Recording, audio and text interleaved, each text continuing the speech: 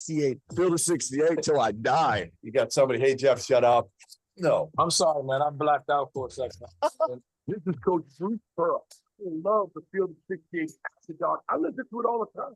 This is Duke head coach John Shire. Check out Field of 68 After Dark. This is Xavier head coach Sean Miller. I highly encourage you to take a look at After Dark, led by the one and only John Phantom. Now listen to you guys every morning when I'm getting ready. From the bluest of the blue bloods to the smallest of the mid-majors. This is Field of 68 After Dark.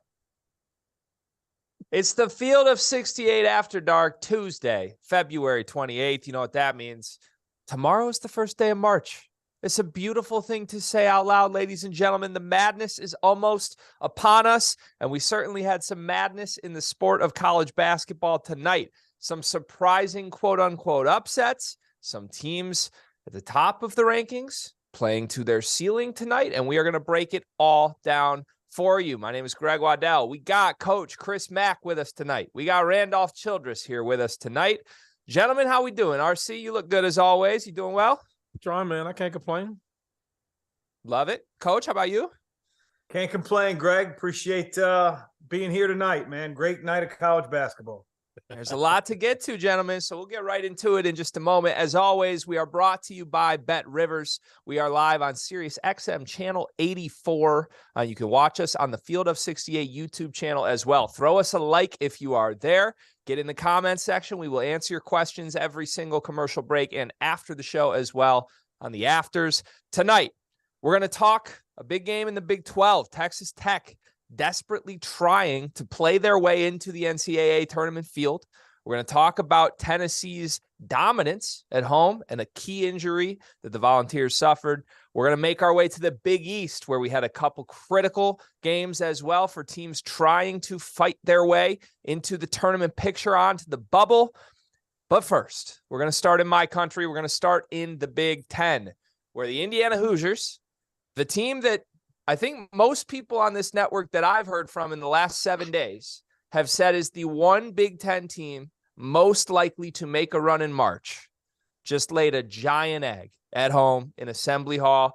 An emotional downswing, you could say, from the highs of beating their rival Purdue to tonight, a 90-68 loss, and a game that honestly, guys, they were not really ever in. I mean, the first half, they kind of hung around a 10-point deficit, but the second half, man, Iowa jumped on them right away, and this thing got uglier before it got pretty. So let's go to you first, Chris Mack. What'd you make of the Hoosiers' performance tonight? Was this about them just not showing up, or was this about Iowa really coming and playing to their ceiling? Well, it was bad. Make no mistake. You hear, Coach after the game. I mean, he was livid. Coach Woodson did not like the way that they played, obviously. I started to think about it, and you have a team that's coming off an emotional victory at Purdue.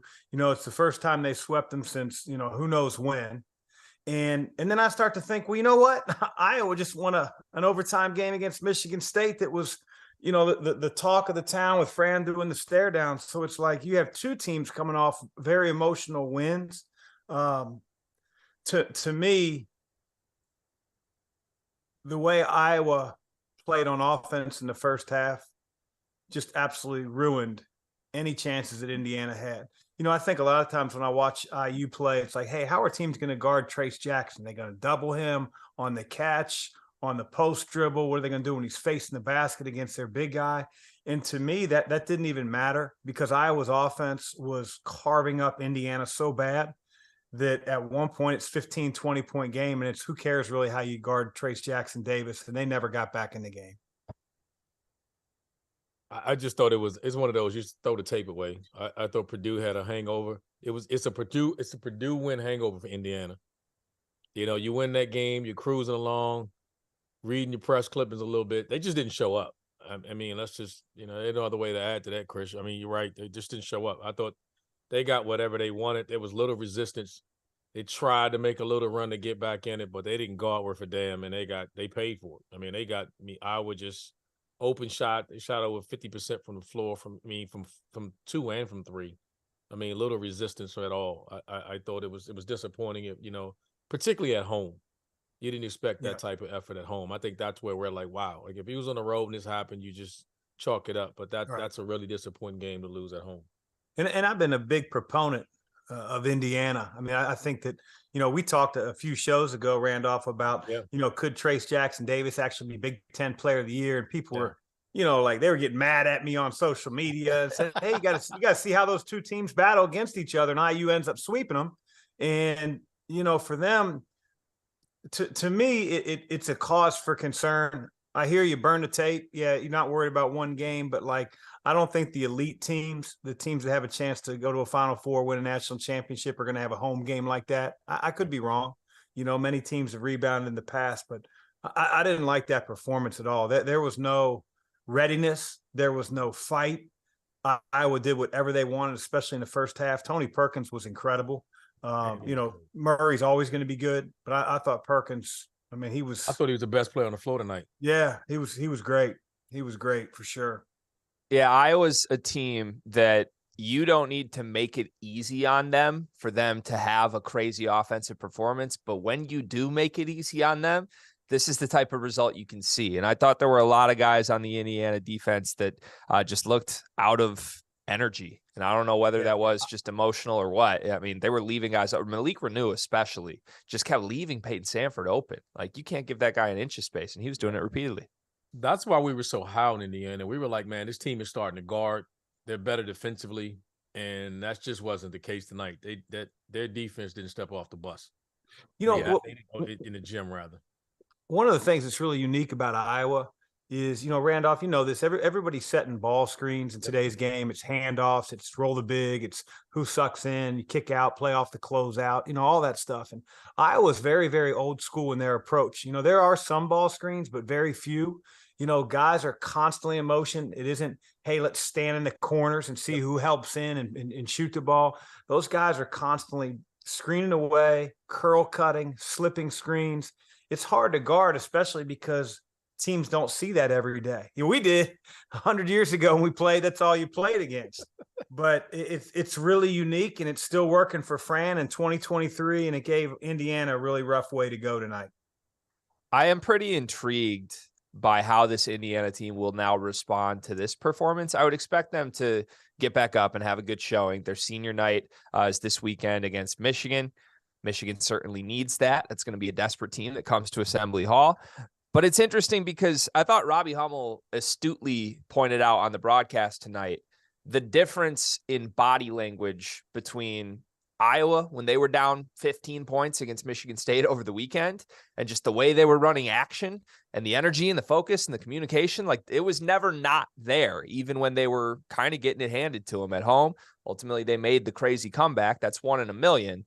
But it never felt like that was there for Indiana tonight. Like, it felt like once they took that second punch from Iowa early in the second half, there was a lot of guys just kind of flat-footed looking around like, oh, this is going to happen, isn't it? And I mean, I've pointed out before, I'm a Big Ten guy. Going back through guys' careers, I mean, anybody who's a veteran on this Indiana team, they've never really been a part of a team that's been more successful than this year's version. Tonight reminded me of old versions. So it'll be very interesting to see if they can snap out of this before we get into postseason play. I want to ask you guys one more question on Indiana, and then we actually got a great interview with Jeff Goodman with a certain Hawkeye that I'll announce in just a moment. But tonight, the one guy who did show up for me for Indiana was TJD. I mean, he stuffed the stat sheet as he always does, 26, 13, and 5. There were concerns, some buzz that maybe he was a little hobbled after the Purdue game. I mean, he wasn't scoring too much. Didn't look that way tonight. Do you guys think, like, is this something that concerns you about the Indiana roster, where like TJD can have a night like he did tonight, and there might just not be enough guys around him that can step up? Hood-Schifino didn't have his best night, but I mean, it's really those two stars and then a lot of role player types. Does that concern you before you get to postseason play, Chris? No, I don't think it necessarily concerns me. I think he's super talented. He's had nights where he's carried a team, and those other guys have pulled their load as well. I think what concerns me is what Randolph talked about, and that is just the lack of intensity on defense tonight. And, you would think as they're going down the stretch, whether it's Michigan at home on senior night, whether it's the Big Ten Conference Tournament, ultimately the NCAA Tournament, that the intensity switch wouldn't need to be in question. But, that certainly was tonight. But in terms of firepower on offense, yeah, they may not be, Arizona. They may not be, Kansas, but they can score. They have to defend. RC, you want to chime in on that at all real quick? No, I agree. I mean, we talked about it. They got to guard it. And I think the only X factor would be, does Xavier Johnson come back? And if he does, in what way? Yep.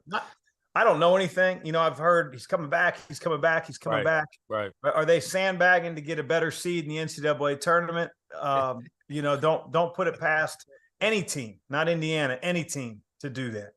Yeah, the comment that I heard today was he was not ruled out for the Michigan game this weekend, but he was ruled out last minute for this game. That seems to be a consistent theme.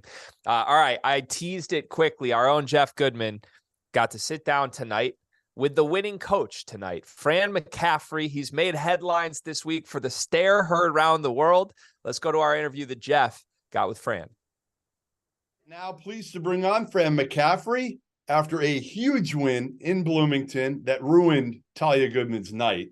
She was up there in the nosebleeds, Fran, and I think she left early. She called me with about 3 minutes left, and it sounded like she was in her dorm room because there was no noise because you had emptied out the building.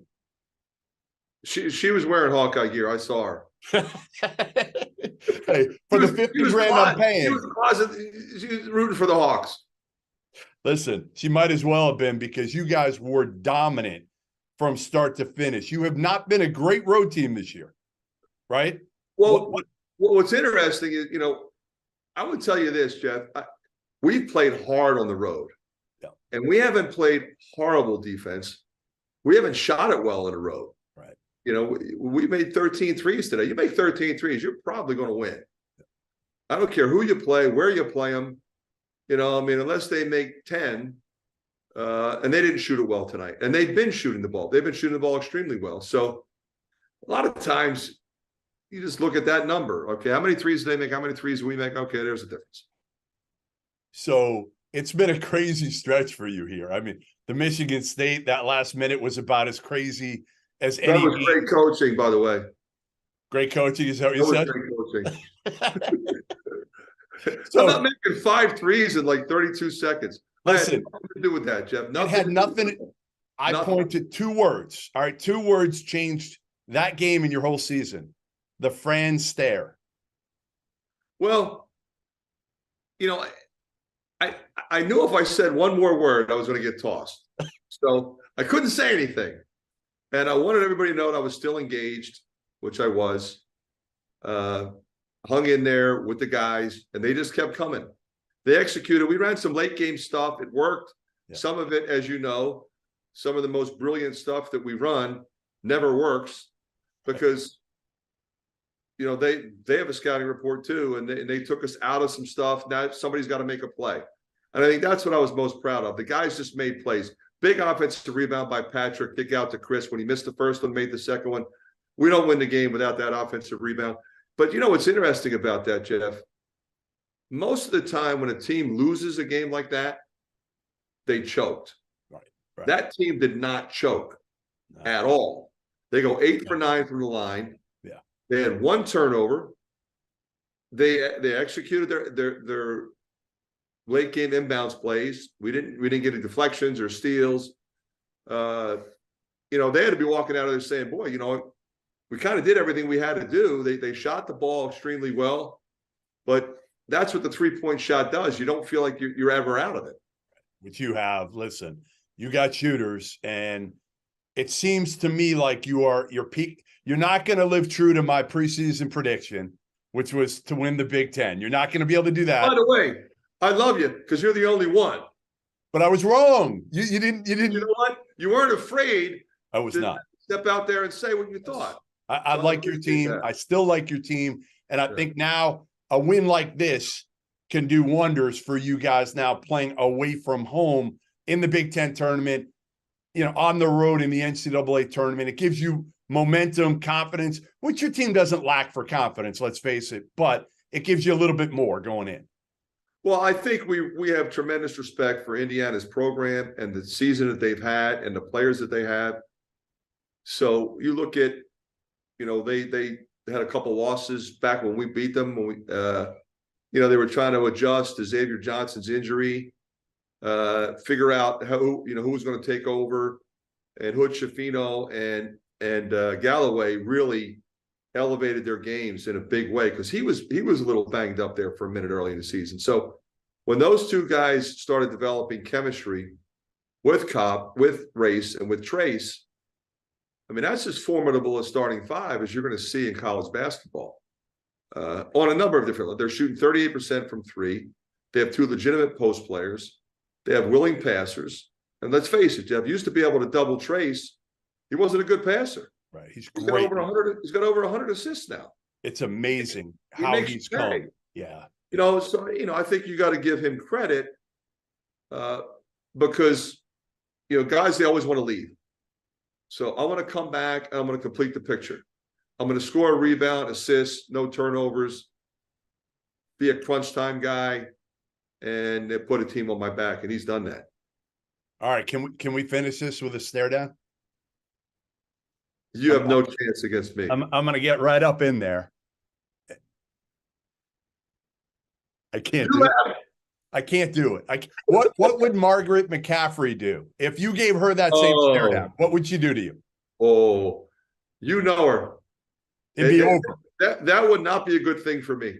It would not be a good thing for me. I wouldn't even try it. And that would be the smart move. Hey, Margaret is the much more intimidating of all of the McCaffreys. Yes, without question. All right, listen, hell of a win. I would tell you to go take Talia out for dinner. It's a little late. She's probably already in bed crying herself to sleep right now. It was the first loss that she has seen for an Indiana men's or women's basketball team, home loss all year. Wow. I didn't realize that. That's saying something. Yeah. So hell of a win. And I'll see you next week in Chicago. See you in Chicago, my man. Right. Always a pleasure. Likewise. The Field of 68, we would like to thank Fran McCaffrey for not staring into Jeff Goodman's soul and leading him to death. Coming up, we're going to break down Tennessee's huge win against Arkansas, Kansas surviving against Texas Tech. That's next on the Field of 68 After Dark. Daniel Clear. Let's get Dagan in here. Let's hear what's going on in the YouTube chat. Hello, gentlemen. I don't see a lot of questions in the YouTube chat. A lot of chatter, but not a ton of questions. I was going to ask you guys something about Texas Tech, but obviously they just lost, so that doesn't matter. So my next thought is, what are your thoughts? I know we're going to get into this a little bit later, so don't give away too much. Thoughts on Villanova possibly getting an at-large this season? Yes, no, maybe so?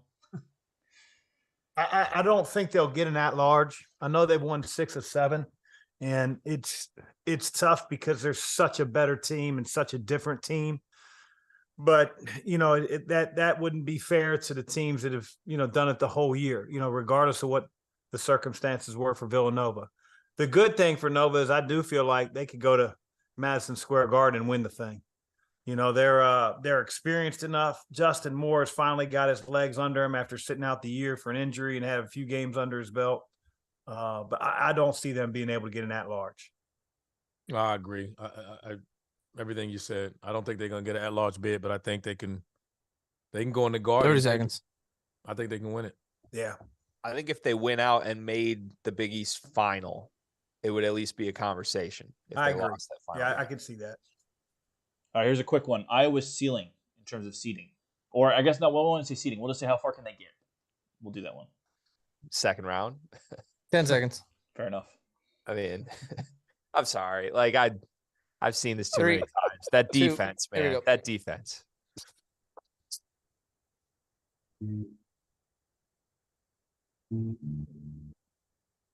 Welcome back. It's the Field of 68 After Dark. We are live on Sirius XM Channel 84 as we speak. We are powered by Bet Rivers. We got Chris Mack. We got Randolph Childress. My name is Greg Waddell, and we are about to get into some more big-time finishes tonight. Let's start in the SEC, where we had Tennessee facing off against an Arkansas team that has been playing some good basketball, gentlemen. Since the return of Nick Smith Jr., he's been playing 30-plus minutes, about 4 straight games now. They took Alabama to the wire. They had a couple big road wins as well. Tonight, I mean, Tennessee jumped on him, man. And this was a game where there was a big moment early that could have been an emotional negative swing. That would be Zakai Ziegler's injury. It was a non-contact injury.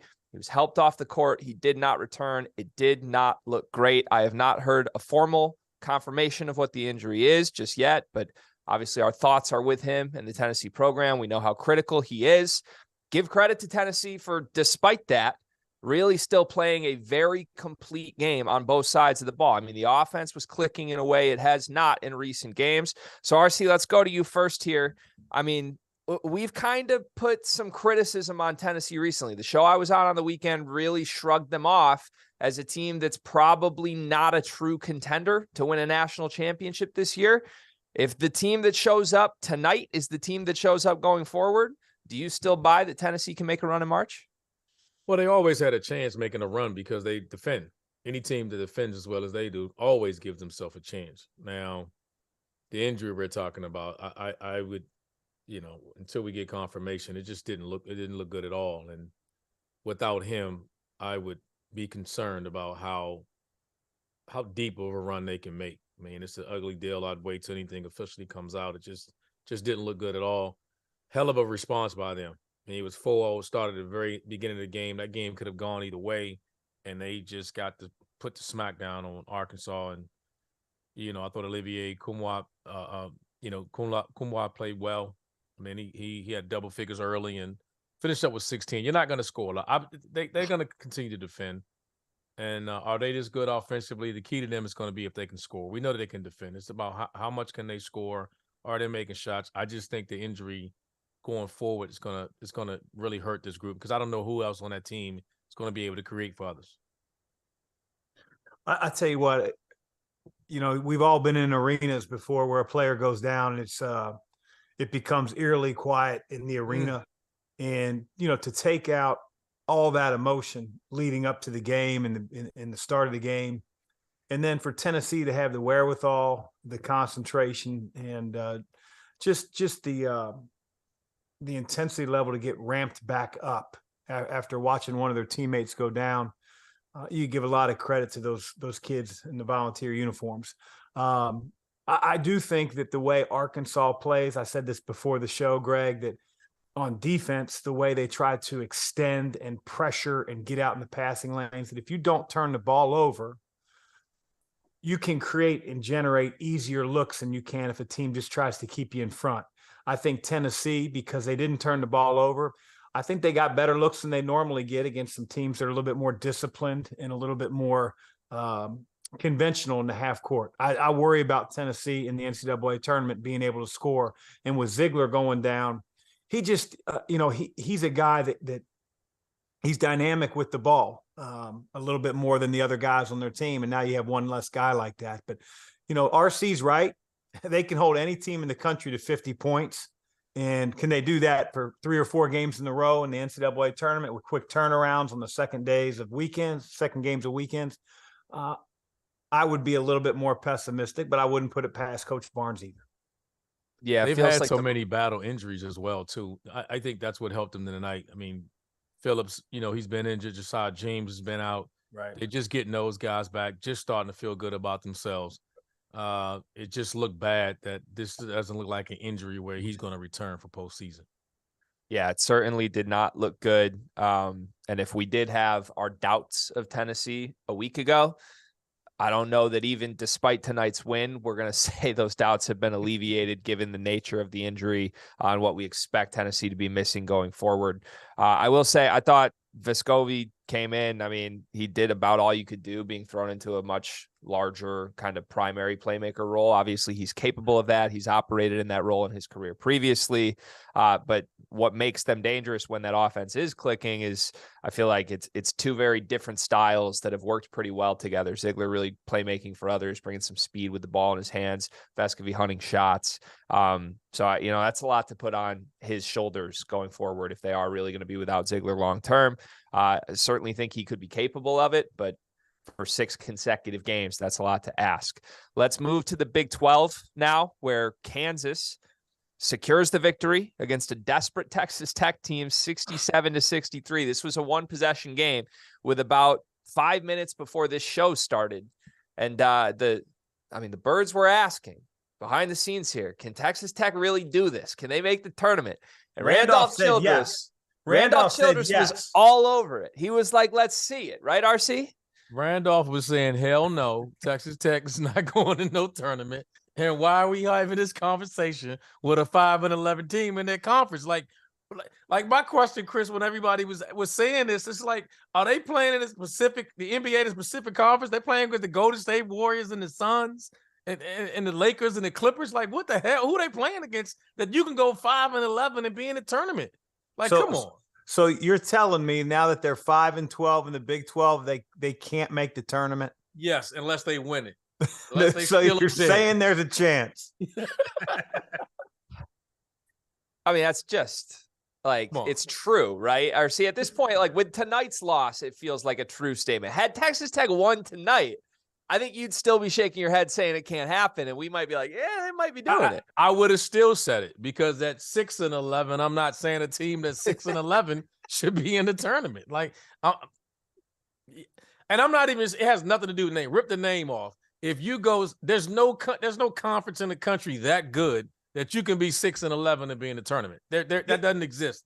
And the other point is, if they would have finished and won tonight and then won on Saturday and they were 7-11, the NCAA has thrown out the last 10 games years ago. So, it doesn't matter if you're on a hot streak. It's a body of work. And, Randolph's right. 7-11, I know it's the best conference or one of the best conferences in the country competition-wise, but you can't include everybody in the NCAA tournament in the league.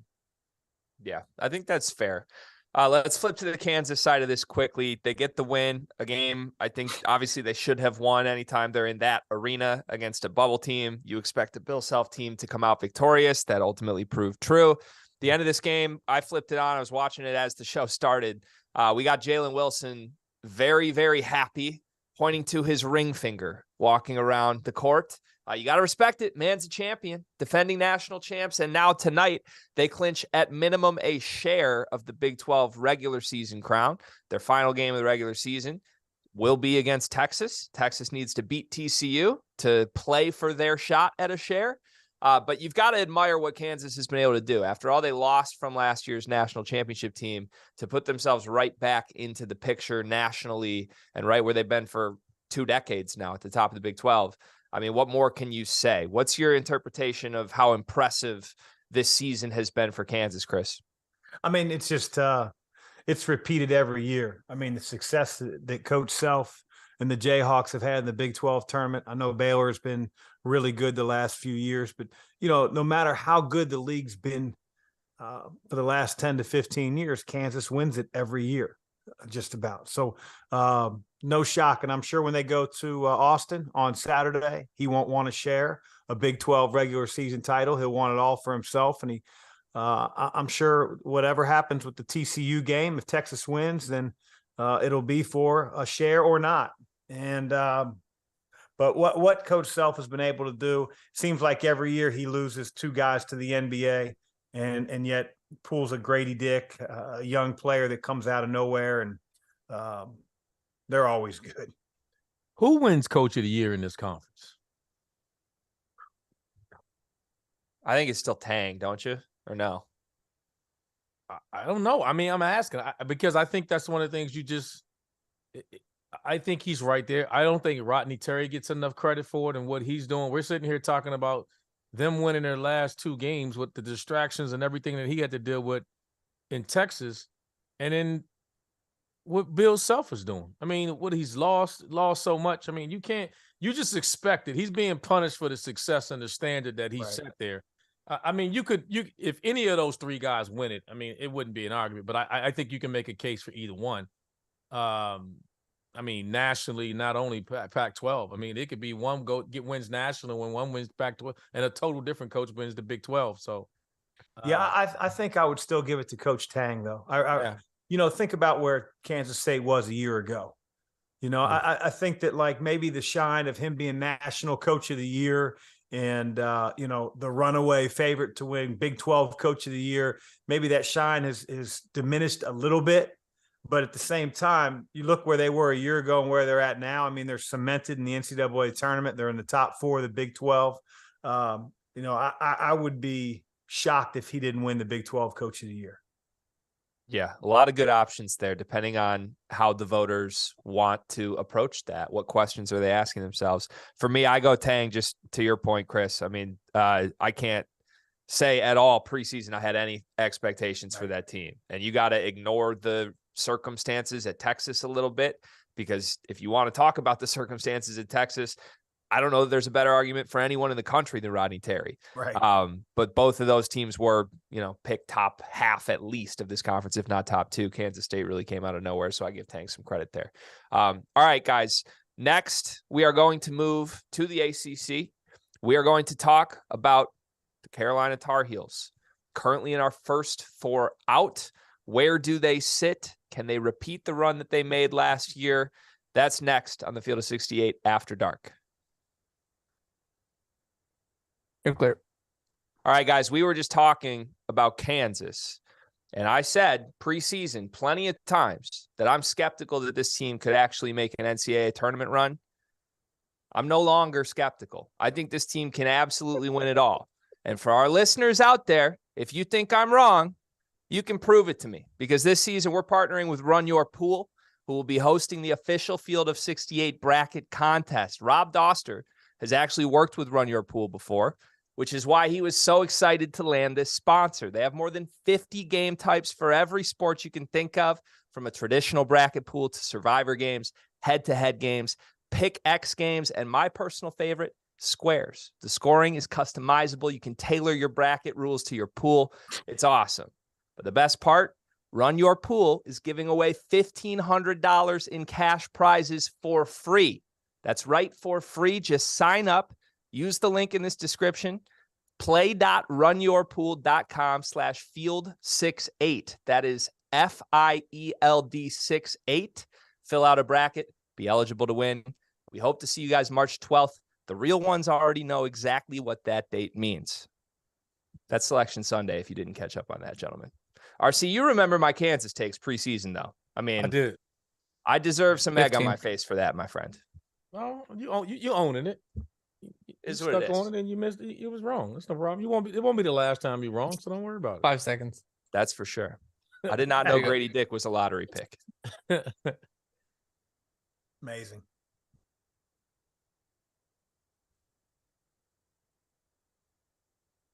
We are back on the Field of 68 After Dark. We just reached the midway point of our show. We got Chris Mack. We got Randolph Childress. I'm Greg Waddell, and we are live on SiriusXM Channel 84 College Sports Radio, brought to you by Bet Rivers.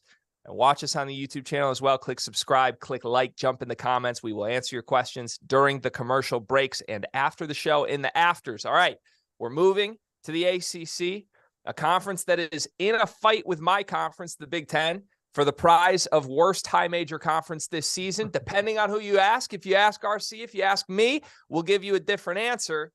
But the team I want to start with tonight is the Tar Heels. Currently in our Fielding the 68 bracketology experts first four out from our bracketology show yesterday. We will see if that changes on the next episode of our bracketology show Friday at 5 p.m. Eastern. But as of right now, RC, does North Carolina deserve to be in the NCAA tournament field, yes or no? No, but after they win at home against Duke, they will. I think they'll get in. I think that'll be enough with the recent wins to get them in. Whether you like it or not, I think they're getting in. You calling your shot on the Duke win? Yeah, I think they'll get Duke at home, and I think they'll win. I think they have to have it, and I think they'll get it, and they'll get in. Wow. All right, Chris, your thoughts? I feel like Carolina right now, it doesn't matter whether they're in or out right now, because every game, whether they win or lose, is going to push them in that direction. You know what I mean? Like you are sitting directly on the fence. So it doesn't matter right now if they are in, because if they lose to Duke, they're out.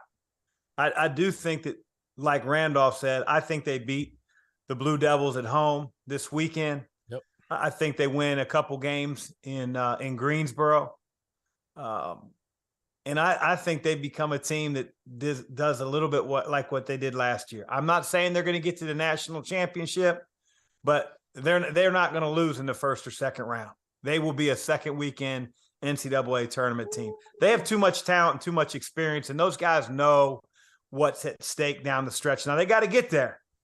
And they've put themselves in that position where if they don't play well on Saturday and they do lose to Duke at home, then it won't matter whether they had the talent or experience to go far in the tournament. There's going to be a lot of 3 seeds in this NCAA tournament that are just terrified if they see the 11-seeded North Carolina in their pod. Horrible. So looking at the last 2 games for this Carolina team, because I'm going to be honest with both you guys, I've made a lot of jokes at this team's expense. I made a lot of jokes at this team's expense last year. As you just learned in the commercial break, I'm wrong quite a bit. I get to make takes, and often my takes are wrong on this very show. I don't know how you build a winning team consistently around the type of shots that this backcourt takes consistently. I just don't know what you're getting night in and night out. When I look at their last 2 games, 10 for 22 from 3 as a team at home against Virginia. And they follow that up with another stellar shooting performance against Florida State, 14 for 29 from 3-point range. How much of this quote unquote turnaround is simply the balls going through the net at an unsustainable rate compared to what they've been for the better part of a season and 3 quarters, RC? I think that's the biggest difference. I mean, when you're struggling, obviously you got to be better defensively. They've shown they can defend in spurts when they've needed to. The biggest difference is they're not shooting the ball as well as they did a year ago. That's their biggest issue. You take away Brady Manick in his ability and the amount of threes he made. I think he shot, might have been 90 threes he made a year ago at a 41% clip. I said this before, Leaky Black shot 40% in ACC play a year ago. And then those guards were 37 and 36. Now they're 29 and 30. They're in the low 30s. So this team is just, when they're making shots, they're good, and when they're not, they're bad. And I think the exciting thing, if you're a Carolina fan, was they finally put together a decent basketball game on the road. They've played good at home. They've won at home. They just hadn't won a game on the road. And that's the part of where getting to a tournament where it's a neutral site, not many teams, fans travel. So like Chris said, they're going to get into the tournament and you're going to be like, damn, where this team been? And it's because they've struggled on the road. But when they go on neutral site, wherever their site's going to be, they're fans. There's probably, who travels better than the Tar Heels? And it's going to be a damn near home game. And you're going to get, and then you're going to look up, and like we said, they're going to be playing, and right there in the game, 5 minutes to go to freaking Houston, and everybody's going to be like, where the hell did this come from? Like, that's the talent and experience that this team has. And it wouldn't surprise me, as frustrating as people is, and it'll drive you nuts, but that's just facts. They just play better at home. Yeah, they won't be a Cinderella story when they're, looking in the Elite Eight, trying to get to the Final Four. Their ability level, and I'm talking specifically about RJ Davis and Caleb Love, is as good as any guards in the country. And their percentages are indicative of the bad shots they take. Yep. But understand that they have the ability to create some shots that some of the guys they're playing against can't do. And I just think that, and I'm not saying it's right, but as the higher the stakes go, the bigger the game becomes. Those guys have been in those moments before. And because they've taken some horrendous shots in other games with no pressure on them, I don't feel like they're going to change one bit when the moment becomes really big. Where some other teams, RC knows, when you get into the Elite Eight game and everybody's, covering the game, and it's just those guys have been there. And again, they still got to beat Duke, but I see it as Carolina's going to be in the NCAA tournament. I would not want to face them if I were a better seed. Yeah. I just pulled a pretty crazy number. I didn't know this going into what I was looking up, but Pete Nance, I've alluded to him as Brady Manick's stunt double this year. Like, they're just trying to force him into that role. I don't know that that's his game. He's more of a playmaking 5, right? Well, in the last 2 games, this little win streak, he's made 7 3-point shots. In the entire months of January and February combined, before the last 2 games, he had made 7 3-point shots for North Carolina. So if that's here to stay, I'm in. If it's not here to stay, I'm a little more skeptical. We'll wait and see. Let's flip to the aforementioned Duke Blue Devils, a team that could essentially get some payback on what Carolina did to them last year by winning that final game of the regular season, maybe keep them out of the NCAA tournament. Duke with a critical home win tonight against NC State. Are we buying the Blue Devils in March? Chris, what do you think? I'm not. I think that they're a good team. I don't think that their backcourt is necessarily experienced enough with Proctor. I know Roach has been there, but he wouldn't scare me if I were an opposing team in the NCAA tournament. I think Filipowski's a really good player. He's a freshman. He has foot speed issues when he goes against talented fours. So I think Duke's a good team, but I don't think that they were the overwhelming, talent that everybody talked about coming into the year. And I think that sort of played itself out throughout the season. I think they're a good team. They've been great at home. Coach Shire's done an amazing job as a first-year head coach, especially in the footsteps of Coach K. But I think they're a good team. I just don't see them being a team that can get to a Final Four. What about you, RC? I agree. I don't have them as a Final Four team. Coach, you know what I'd like to see their lineup with, though, because I think they've battled injuries, so I don't know if we can really tell like what their ceiling is, like Derek Whitehead's coming in there. But I'd like to see their lineup just for a game of extended minutes with Filipowski at the 5. If they go small ball with Filipowski at the 5, Derek Whitehead at the 4, and then get those 3 guards and get any combination of those 3 guards, because Proctor has size. So if they go with Grandison, any of the third guard or whatever they want with that, I just would like to see that group with the spacing and what because I don't think they shoot it great either. I think they're streaky from behind the line, but that lineup, you put Filipowski at the 5, look out. That's just something I'd like to see. I completely agree. And again, Shire's doing a tremendous job. So I don't want this to, come across as, hey, this is what he should be doing. Right. Because you're taking away the best shot blocker or one of the best shot blockers in the ACC. Yeah, just for a moment of the game or something like that. But I think they would be impossible to guard if Filipowski played the 5. Now, he'd also might be in a little bit more foul trouble because he's not the strongest guy in the world. And if he had to guard a guy this weekend like Baycott, that could be a real problem. But, you can post trap, you can do things that can alleviate foul trouble. But to RC's point, man, if they played him at the 5, that would be a problem. A lot like a lot of NBA teams are doing now with their 5s. Yeah, it feels like Shire's got some chess pieces here to move around the board. And I think at points this season, he hasn't had all of his chess pieces fully activated, right? He's had some a little chipped. One maybe's underneath the table, right? Now he's got everything right in front of him. How's he going to move him? Will he pull the right strings? Could certainly make a difference. I want to talk about the team Duke beat tonight. That's NC State, a team that at points this season down the stretch has been safely in our field. Tonight, they lose this game. They are currently projected as an 11 seed, according to our expert bracketologist from the Fielding the 68 show. RC, we just talked about Big 12 teams that have 13 losses in their conference, debating if they should potentially make the NCAA tournament. And NC State has 9 losses on the year, and we're talking they're one little smidge away from being out of the field. Do you think that that's fair, or are they deserving of a clear NCAA tournament bid? I think they're in. I think there's a couple of teams here in this league. I mean, I think Duke's in. I think NC State's in. Miami, Virginia. I think Pitt's in. I don't think that there's even much. They better be there. They're first in the ACC, right? Yeah, now. but they're talking about you drew one game, and I'll tell you another team I think will end up being in there. I think Clemson, when it's all said and done, is a team that's deserving of being in there and capable of beating anybody when they get in there. Yeah. I'm a big NC State. I'm a big NC State guy. Obviously Jarkel Joyner, I think he got hurt tonight. I don't know how bad that is, but they got some talented guards, Greg.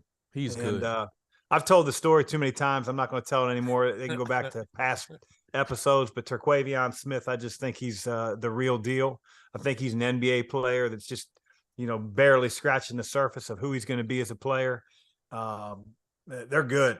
They're good. And I know they're not very consistent, and that happens sometimes with a team that has some young guards, but I think they're in, and I think they could be dangerous in March. Yeah, Jarkel Joyner, 40 minutes tonight, 26 points, 8 rebounds. He was so good tonight. He was fantastic tonight. And Turk did not have his A game. Still, that team very close to winning in Cameron. It would be a shame. I'll just say that. You got to tune back into our bracketology show Friday to hear what the experts have to say. But it would be a shame if this team is not safely in the NCAA tournament, because I think they've stacked up the resume to back it up. And I definitely think they are safely one of the top 64 teams in the country. All right, coming up, we're going to move to the Big East.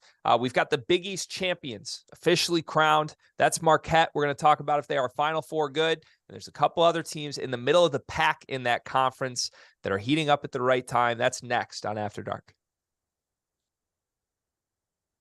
And good.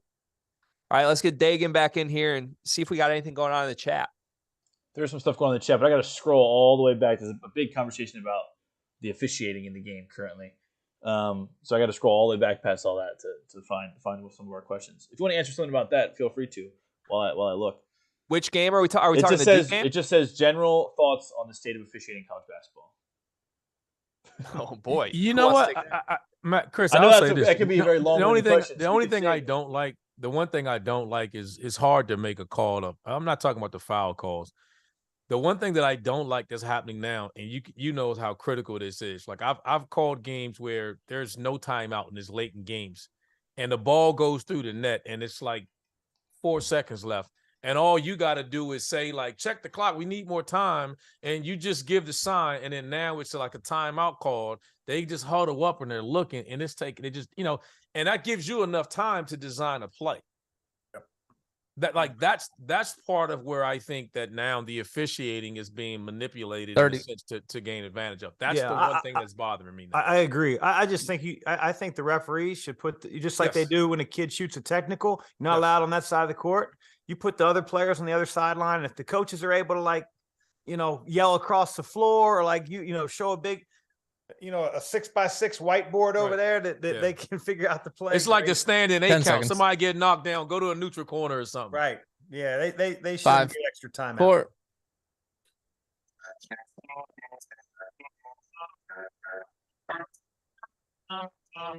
We are back. It's the Field of 68 After Dark. Put your 4s up, ladies and gentlemen. It is the 4th quarter of the show. We're going to move to Big East talk in just a second. We got Chris Mack here. We got Randolph Childress here. My name is Greg Waddell, live on Sirius XM channel 84. And if you're watching us on the YouTube channel, Field of 68, jump in the comments, throw some questions at us. We've been a little light on the questions tonight. That's what I'm hearing. Throw us a like while you're at it. We'll answer your questions after the show for about 15 minutes or so. All right, let's talk about the Big East champions. Marquette defeats Butler tonight. This team, for them to emerge the way they have out of a hotly contested conference, this isn't Big 12 quality where there's 5 teams that all have a fight for top 10 in the country. But there's a lot of teams at the top of this conference that can make some noise in March. We're talking Creighton, we're talking UConn, and then Marquette. They separated from that group. It's still astonishing to me what this Shaka Smart group has been able to do. Tyler Kolek has been outstanding. A lot of guys on this team have been outstanding. But I still, in the back of my mind, in my gut, I can't really believe that they did this. So let's throw it to you first, Mac. Is this team Final Four good to you this season? Marquette? Yeah. No. And I only say that in the sense that you got to be elite to get to the Final Four. I don't want to take away from Marquette and anything that they've accomplished this year. I think Shaka hands down is coach of the year in the Big East. I have a special place in my heart when teams who are picked 8th, 9th, 10th, 11th in their league end up winning it in the fashion that they did. Those kids play with a chip on their shoulder the entire year. He didn't do it with multiple transfers. He did it with guys that returned for the most part. And so it's a great story. I think they have a great team. I think their leader, Tyler Kolek, is playing lights out. Tonight, I think he gets 21 and 10. And he's good. He's good. He's got some swag. I think the guys they play both ends of the floor. Shaka has them believing. I think they're a really good team. I'm not quite convinced, and I don't know why. I don't know if it's experience. I don't know if it's because they've come out of nowhere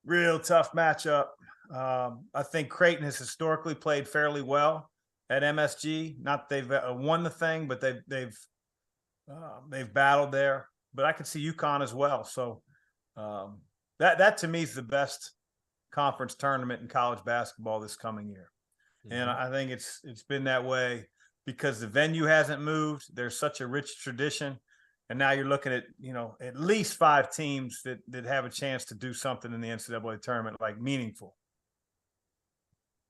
I was going to say Creighton as well, but the scariest thing is we've been talking about it. I think we're going to talk it into existence. So I just feel like Nova's going to make a run at this thing. And it just feels like they're going to get to the championship game. And then the question that you said, Greg, will be interesting. If they went out and make a run to the championship game of the Big East tournament, did they play themselves in and still a bid?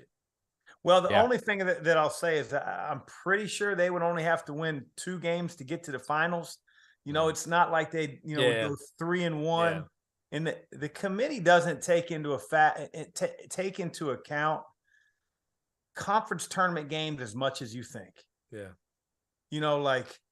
They just don't. I mean, I don't think it affects seeding much. I think that when those guys get to Indianapolis and they get in the room, certainly when teams win conference tournaments, it screws up what they're trying to do. But Texas A&M, perfect example last year in the SEC. Man, they made that unbelievable run. They get to the finals.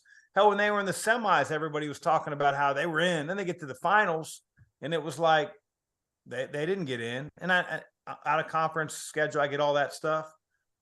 I just don't think the conference tournament's weighted nearly as much as what people think. It's just that all eyes are on the conference tournaments right before the draw. Yeah.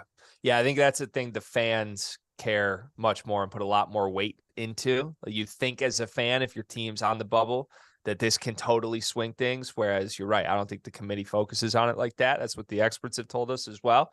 I will say this. They're 16-14 after tonight's win at Seton Hall. Their final game of the regular season, they host UConn. I mean, massive quad 1 opportunity right there. You win that game, you're 17-14. You go 2-1. I mean, 15 losses is a lot of losses. But if you get to that 19 win mark, I think they're at least in the conversation, particularly given the fact that the Justin Moore injury is hanging over this team's resume.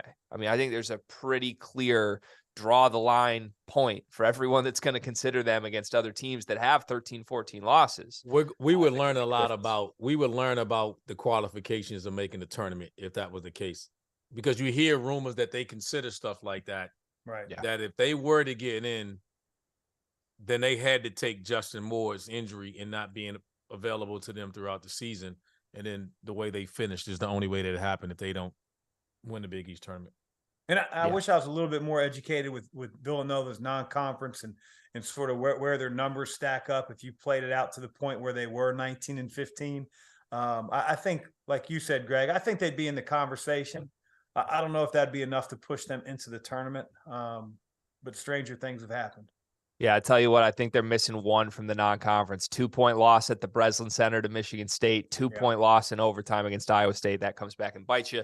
We'll be on the afters next. Thanks for watching After Dark. For Chris Mack, for Randolph Childress, I'm Greg Waddell. We'll see you tomorrow night. And you're clear. Beautiful. Let's get Dagan back in here. That went quick. That was a quick one, RC. A lot to get to tonight. Yeah, it was. A lot to get to. Hey, and one thing we didn't talk about, here, I thought RC. was crazy about Arkansas guys. Did you hear about their plane ride? No. Please do tell. 87-mile-an-hour gust winds on their plane ride into Tennessee. Can you imagine being on that freaking plane? I started to say something about it. We was online, but somebody went 87-mile-an-hour wind gusts. God. Fuck that. Oh. RC, that's the catch me things on they the- got to catch me on tell the us pink better. bus. Huh? That's the thing they got to tell us betters, man. I went responsibly to Bet Rivers tonight. I thought you would have known. Everybody was talking about it. They were talking about how crazy the landing was. Oh, I don't get alerts on this. I don't get the plane, the mileage notes. 87-mile-an-hour wind gusts. That's insane. I mean, alternate line Tennessee would have been placed in moments had I known. Yeah, because there's no way in hell I'd have got off that plane and been thinking about nothing else. But like, take me to a bar. I'm getting hammered. Like I'm celebrating life. Like, are you kidding me? Oh my gosh, man! Can you? Oh man, woo. Yeah, that's no good. That ain't fun at all. Nothing fun about that. Yeah, that is. Ain't enough alcohol would have been in Tennessee for me, Knoxville. I don't know where they go next, but I'm going bus only. No way I'm getting on it. Yeah, that's. I mean, After they're in Tennessee too. RC. That's not any sort of sippable. Like that's moonshine they're getting handed. If they whatever need it is. something. If I land after 87-mile-an-hour gusts, just give me what you got. Good God! All right, Dagan. Let's get to some chat questions if we got them. Yeah, let's see here. I just had one. I lost it in the chat. Oh, here it is. Michigan. Jeremy wants to know, what is Michigan's outlook for the tournament? Do they get in? Can they get in? Too far away? I know. Greg wants to hear. Yeah, I'll jump in. Just I don't think Coach Mack knows this. I am a Michigan fan, so I'll take this one begrudgingly. I think we need one in the final two. Is where I'm at. That's what the experts have told me. You got two massive quad 1A opportunities at Illinois and at Indiana. I think they are definitively out right now. I know I've seen a lot of people put them in the first four out right now. I don't think there's any way going into the Big Ten tournament that they would be in the field if they lose both those games. And like you just heard these guys talk about, the Big Ten tournament really doesn't mean that much unless you make a run all the way to the end of it. So steal one, I think they jump in. Get zero, I think they're definitively out. Magically get both. That's not going to happen, but I think they would be no sweat at all if you get those final two. Man, I'm looking at the standings. I mean, you have 3, 4, 5, 6, 7, 8 teams that are either 11-7 or 10-8 in the league right now. 8, that's half your league. Yeah. It's a mess. It's a mess, Chris Mack. I'm telling you, this is not a good conference. It's a mess, but then it's like, you know, they're going to put whoever makes the tournament from the Big Ten, you know, and I don't mean Purdue. I'm talking about like the teams that are, you know, the 10 seed, 11 seed. They're going to put their resume up there, and then they're going to put another Big Ten team that didn't make it, and that team would probably beaten them twice. You know, Yeah. It's so arbitrary, and I'm not saying that the committee does it wrong by any means. It's just so narrow of what do you value? What do you truly value from one team to another? Is it road wins? You know, is it head to head? You know, what is it? You know, kind of thing when you start to separate those last few teams that get in. But I agree with you on Michigan. They got two big opportunities though to end the season on the road. Yep. I'm also not looking forward to those two opportunities given the results from those two teams. I don't really want to play a pissed off Illinois after losing to Ohio State. I don't really want to play a pissed off Indiana after laying an egg against Iowa. That's not feeling great to me right now. Yeah, but speaking of Illinois, Trevor just commented in the chat. Unfortunately, it will all end on Thursday. So I know I heard Greg, you and Trevor have a little bet on the game, or is that what yeah, we got a little bet. We got a little bet. What we got? It's just it's a good old fashioned Jersey bet. I mean, I'm a Jersey connoisseur, as you can see. So I'll throw an Illinois jersey on. I got a host later this week, or I get to host, I should say. I love doing the show, but I'll put an Illinois jersey on for the show if Illinois sends my boys packing. And if Michigan, God forbid, if Michigan storms in and takes a win on senior night from Brad Underwood, from Daddy Brad himself, with Terrence Shannon being honored after he stole Terrence Shannon from the Wolverines. Oh, Trevor, my friend, he's in a Hunter Dickinson jersey for 24 hours in Houston at the Final Four. That's the one they got to get, though. I think they got to get the Illinois one. I don't think they're going to go and get an assembly. But Underwood owns Juwan Howard. That's the problem. He's like 7 straight against him since he's been he there. got Hunter Dickinson. Yeah. And no Kofi. Jets back. Yeah, no Kofi. And Jet will be back. This is true. All right, next question for you guys. Is Auburn in trouble of missing the tournament? They got left. Yeah. They play Alabama versus Tennessee, the last 2 games. That's brutal. Yeah, they're in trouble. You don't need to hear nothing else. They're currently a 10 seed in our bracket. Well, they're not gonna gain any traction over the next 2 games. How much can they slip? Can they slip to what? They might be out if they lose those two. I mean, when they lose those two. But like, I'm looking back now. That's 1, 2, 3, 4, 5, 6, 7, 8. They'd be 3-9 in their final 12 to end the regular season. But I tell you what, though, we didn't see what Tennessee's going to struggle with the injury. It'd be curious as the game's going. Schematically, what teams are going to do against them now without Ziegler there. Yeah, it's a good point. So currently, Auburn sits as our last 10 seed as of today. So we will see. We will see. What are your guys' Final Four teams as of today? Man, I'd say Kansas and Houston for me for sure. I'd add Alabama to that. I like Alabama. And I think we all said Carolina.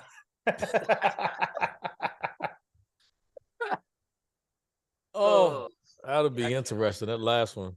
I'll be interested to see. I know you say Alabama, Randolph. I'll be interested to see, like, how much the smoke from all this Brandon Miller stuff, like, does it catch up with the team? Like Nate's had to do so many different press conferences over the last week and a half, apologizing, the distractions, going on the road, hearing from the student section. Every time he goes to a press conference, somebody's going to ask, like, does that take a toll? Because having gone through the Cincinnati Xavier, the brawl, the fight years ago, again, pales in comparison to what he's dealing with now. Not to diminish it at all, but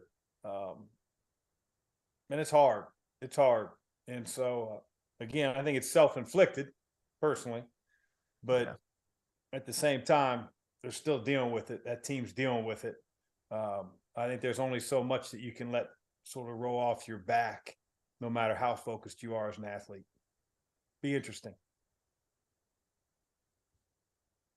All right, next one. This one from Yuli in the chat. It's for you specifically, RC. He wants to know who has better eyebrows, Rob Doster or Greg Waddell. Oh, Jesus, man. I haven't seen Greg's. Rob. So I don't know. I'm gonna give Greg the nod right now, man. He's been doing a hell of a job right now. I think he got him plucked. I can tell. Look on the side to it. It looked like he had him done, like he got a wax before he came in. So I'm gonna go with Greg right now. You know how it goes, RC. I appreciate you, my friend. I appreciate you. It's March, baby. We got to look our best when we get here. What sicko asked that question? That was Yuli. That was Yuli in the chat. Can we block that, Yuli? Come on. What are we doing, man? Come on. After these games you'd play, you'd have these social media, people that would get on Twitter and blast you, for losing or whatever. They'd always be like, Mac, he's got no eyebrows. He looks like a cat. I want you to know I do have eyebrows. They're just blonde. You can't really. So to all those haters out there, I got them. I don't never felt like I should dye them or anything. You need to get no color to them, though. Yeah. All right, my next one. This one's from me because I know we didn't have a chance to talk about it, but we talked about it in our group message before the show. I need everybody's thoughts on the dog at Louisville taking a full-on dump right on the court. It's literally the funniest shit of the year. It's the funniest damn thing that happens this year. No pun intended. No pun intended. I was crying. I was laughing so hard. I got a bad connection now. I got a bad connection. I can't comment. I tell you what, man, if you just told us before the show that happened, but you didn't tell us where, come on, I feel like we might have been able to guess it happened a little bit. That's just funny. I'm just saying. It's funny. And I like them guys. That's just funny as hell. And that's hilarious. Brady said it's going to propel them to an ACC tournament run. We'll see. Why not? Why not? I don't know. We'll see. We'll see. Here, Jacob wants to know. We'll get back to the actual basketball questions here. UConn ceiling in the NCAA tournament. National title. Got enough talent. They got the talent. If their guard play shows up, yeah, they're like a team I think could be a Final Four team. We had named 3 earlier.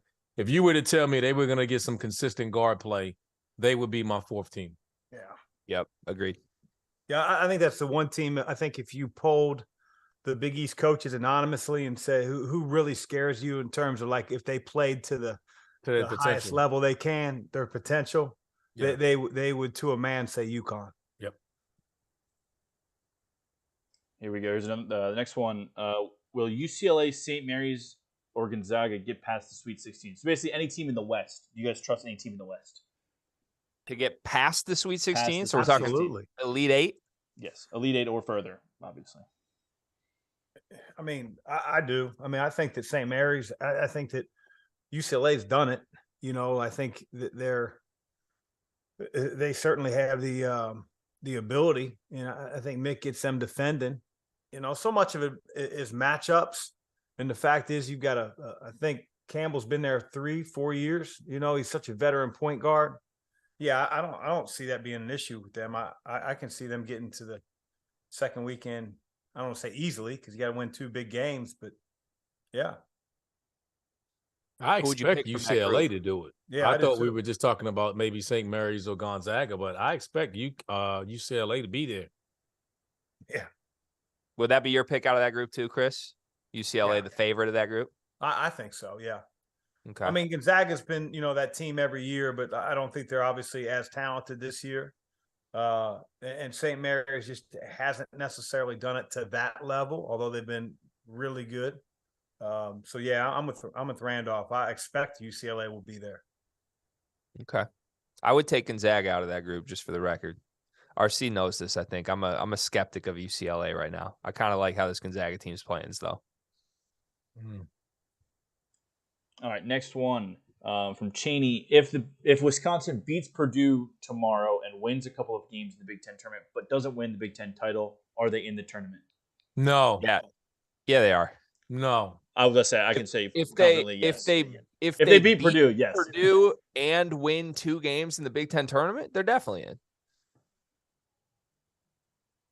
I mean, unless they lose to Minnesota, final game of the regular season, but like if they're 18-12 and win 2 games in the Big Ten tournament with a Purdue win, they're definitely in. They're our first team out at the moment, so a win against Purdue puts them in. Yeah, I think they need that one, and I'm not confident They're they not get getting it, that one. but Yeah, I got news for you. They're They not- ain't getting that one. Fair point. Fair enough. no Cole Center voodoo. That doesn't scare you, Chris Mack?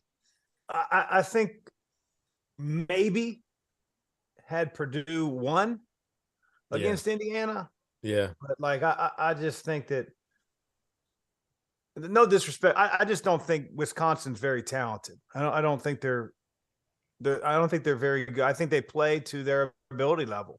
I think Greg does a really good job with his team. I just don't think they're near as talented as Purdue. I don't think they have any type of answer for Zach Edey. Not that any team does. Yeah, I don't see the Kohl Center being that magical on Thursday night. All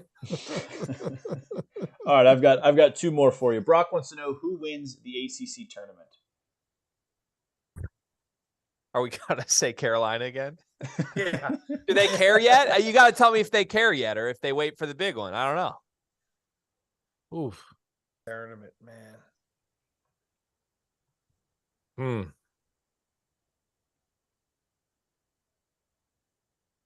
I mean, obviously Miami's really good, but I don't, as you know, RC, sometimes when a team just sort of has that bid sort of all locked up and now they got to win 4 games or 3 games in 3 days, 4 games, 4 days. I don't know.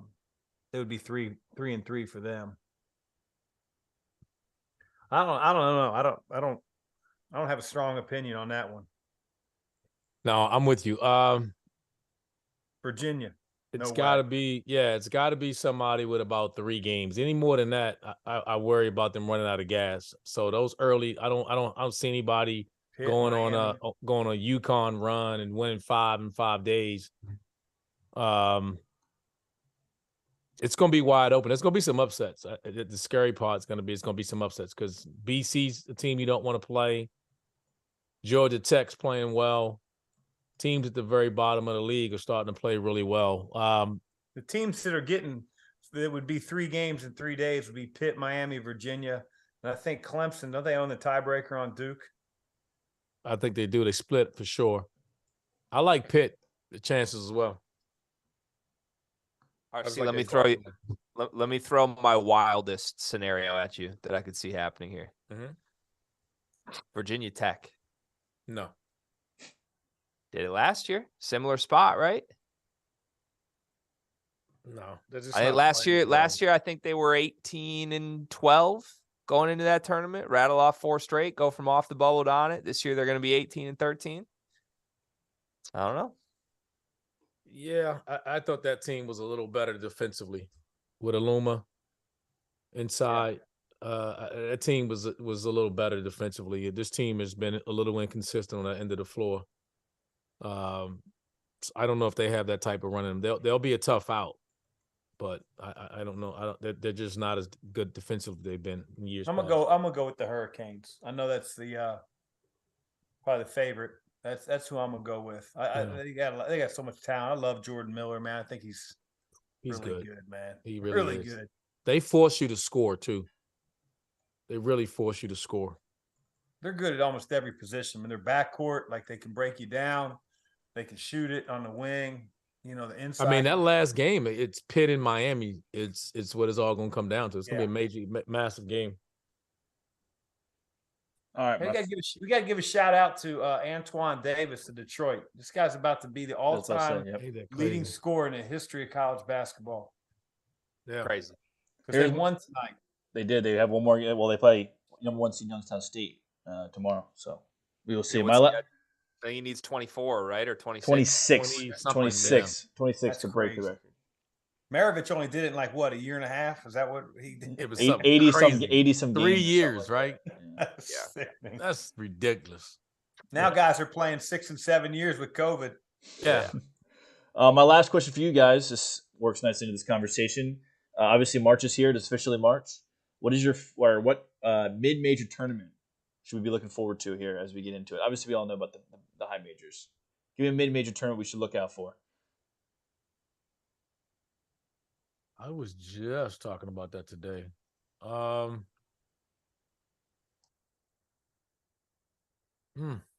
got one. I'll let these guys think. I got Conference USA on my mind. Will Florida Atlantic win it? I think UAB, Jelly Walker could certainly win it. I think North Texas could win it. I like all 3 of those teams, and it's going to get desperate down the stretch.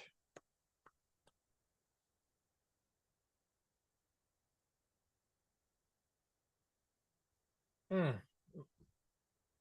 didn't realize this was that challenging of a question, man. No. Because I was just I'm so many different. They're all going to be good. RC, just pick one. Yeah, I mean, I'll go with Arch Madness, man. There you go. I always loved that tournament, man, because it started early. You know, like it's crazy to think about. 15 years ago, there were like 4 or 5 teams getting a bid to the NCAA tournament. You know, that were at-large teams. You know, and now it's like the only team that's getting it is the team that wins. I mean, it's just I don't know. It's a lot different than it used to be, but that tournament's always fun to watch. It sort of gets you in the feel for March Madness because it ends earlier than most. K-Tide in the chat said he's most excited for the Pac-12 mid-major tournament. That's messed up. RC, I'm still waiting. I'll go Conference USA. So all that just to steal Greg's answer. I'm just throwing it out there. I just throw that out there. He loved the answer so much. He loved it. That's okay. Right. Fair enough. You know what? I'll go to Horizon. I think it's more congested at the top. I think the Horizon will be probably harder. That's a worse answer, RC. You should have stopped at USA. Plus Antoine Davis plays there, so you got that going for him too. All right, get to your toast of the night. All right, we will do our toasts of the evening. You know what? We're gonna put RC back on the spot after the way he handled the last question. RC, you're up first. What are you toasted to? Hey, I got a bunch of toasts. Actually, I'm conflicted. I don't know whether to go with Darius McGee, Antonio. I mean, Davis. VCU won the regular season of the A10. But my toast tonight on the Saturday note would be with Zakai Ziegler, man. I mean, going down like that, this late in the season off, just a fluke play, and heart goes out to him. You know, we don't know what it is, but we know it isn't good. So cheers to him, a speedy recovery, and prayers to him and his family as he go through his rehab. Sad cheers. All right, to you, Mac. You know, they haven't had the greatest year in the world. I'm gonna toast my man Josh Pastner. Scored 96 tonight against Syracuse. They're playing better, man. They're playing better. They're tough. They're tough out right now. Yep, they are. I got 3% battery power, so I may just end up just disappearing into the night here in about 40 seconds. We're about to. Okay. That's okay. By the way, while we're on that note, let's pour one out for Jim Boeheim's 2-3 zone. Rest in peace. That was put to rest tonight. So we'll just pour one out quickly there. All right, my toast of the night and my toast of the year is going to get a little sentimental, boys. Uh-oh. I have to apologize to one man. That's Bill Self.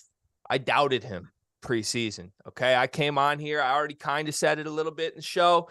But I said a lot of things preseason on this very program and on other programs. I said that Jalen Wilson couldn't be a first option. I said that they had no point guard. I said that Grady Dick could not be a true scoring 15 guy a night. He was a role player. I said I didn't trust their center spot. I said I didn't know if Bill Self still wanted to coach there. I was hearing things. I thought he was going to sit back, rest his feet, and say, I got my final championship. I said all those things. Jayhawks fans, I was wrong. I could not have been more wrong. Your team is awesome. Every single one of those things I said was wrong. You are a favorite to win the national championship. So to Bill Self, I will never doubt you again. You sick, awesome basketball coach. Cheers. Says Dagan in his eyebrows. Got to work with what you got, man. Eyebrows are like one of the only. No, I'm saying Dagan was messing with you about your eyebrows. That wasn't me. That was Julie in the YouTube chat. Oh, it was Julie. Oh, Julie in the YouTube chat. That was not me. Y'all leave my guy Greg eyebrows alone, man. Thank you, RC. I appreciate it. Yeah. All right, guys. Fun show all over the place, from eyebrows to bubble teams to scoring champions to apologies. It was everything and more. We'll be back. It's officially March 1st. The entire rest of the season, we've got shows on After Dark every single night, and we have a lot of plans in store once the tournament gets here as well. So make sure you follow along for the ride. For Chris Mack, for Randolph Childress, for Dagan Hughes, my name is Greg Waddell, and we'll see you tomorrow night on After Dark.